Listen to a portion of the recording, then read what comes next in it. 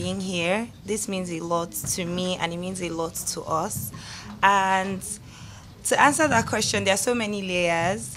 I mean, when the announcement was officially made, like when it was finally official that we had this record or we had set this record, it it just felt more like a dream come true because there were so many conversations. Ori and I started this conversation since 2024, I think July 2024, and our very first meeting was in January this year. So imagine talking about one thing for 9 months, and as time goes on, as the conversations progress, you discover new things, you realize new hurdles that you need to cross. And I remember I was having a conversation and asking ourselves, like, what's the first thing we're going to do when, the record is announced, like when we get it officially.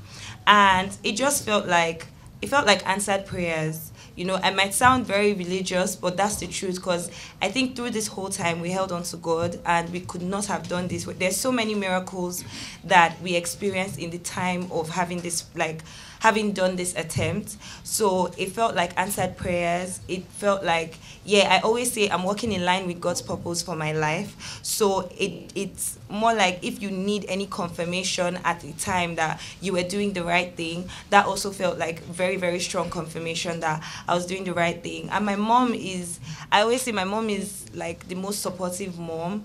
And I look at my mom and there's so many things in her that I see in myself. And I just feel like she's been so supportive. She's always there. She was ready to come a month before the event to just cheer me on, help me out in any possible way. And I feel like when you have that support and you have that love at home, it solves like half of your problem. So I owe a lot of who I am and what I've been able to achieve so far to my mom. I hope that answers your question. Okay, so. So this question is directed at Mr. Vincent. So Gino has now